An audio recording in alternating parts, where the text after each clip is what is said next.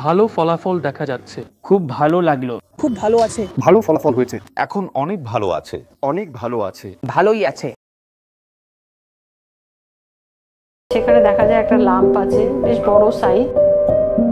আমি তখন ভয় পেয়ে যাই একটু যে বায়োপসি করব, যদি ম্যালিগ্রেন হয়ে থাকে তাহলে স্প্রেড হয়ে যাবে। প্রথমে ইউরিনের প্রবলেম আরম্ভ হলো, এত মাথা ঘুরছিল যে উঠে দাঁড়াতে পারছি না। আমার নাম শুক্লা পান, আমি হাওড়া থেকে এসেছি। আমার আজ থেকে 5 বছর আগে ব্রেস্টে একটা লাম্প দেখা দিয়েছিল, সেখানে আমি অ্যালোপ্যাথি ডাক্তার দেখিয়েছিলাম।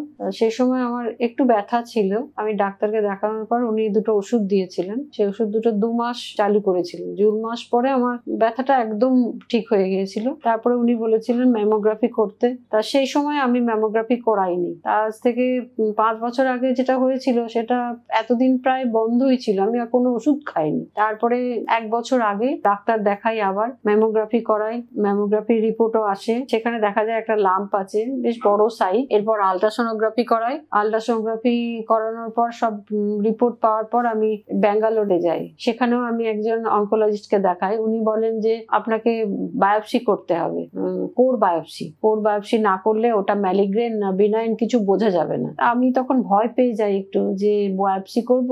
আমি কলকাতায় ফিরে আসি, এসে হসপিটাল আছে সেখানে আমি দেখাই। তারা বলে না, কোর বায়োপসি করবেন না, যদি ম্যালিগ্রেন হয়ে থাকে তাহলে স্প্রেড হয়ে যাবে। তা সেই কারণে আমি ভয় পেয়ে যাই যে হ্যাঁ সত্যি তো স্প্রেড যদি হয়ে যায় তাহলে কি হবে। তাই জন্য আমি তাদের ওষুধ খাই। 7 মাস প্রায় ওষুধ খেয়েছি। ওষুধ খাওয়ার পরে এমনি প্রবলেম হচ্ছিল, প্রথমে ইউরিনের প্রবলেম আরম্ভ হলো, ইউরিনে ইনফেকশন হয়ে গেল। তারপরে তাদের কাছে আবার গেলাম, ওরা তখন একটা ওষুধ বন্ধ করে দিয়ে অন্য একটা ওষুধ দিল। কিন্তু তারপরে হঠাৎ দেখলাম মাস 2 আগে এত মাথা ঘুরছিল যে উঠে দাঁড়াতে পারছি না। তারপরে ওখানকার লোকাল ডাক্তার দেখাই। লোকাল ডাক্তার দেখিয়ে তিনি বললেন আগে ব্লাড টেস্ট করতে হবে। তা আমি সমস্ত রকম ব্লাড টেস্ট করাই।